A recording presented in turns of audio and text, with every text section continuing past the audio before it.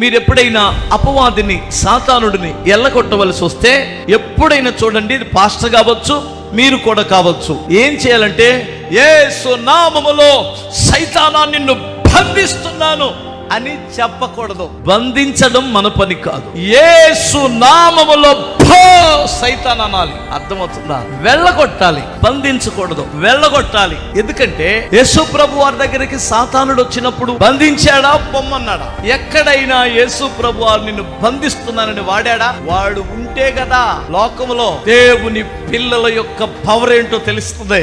యోబు యొక్క పవర్ ఎక్కడ తెలిసిందే?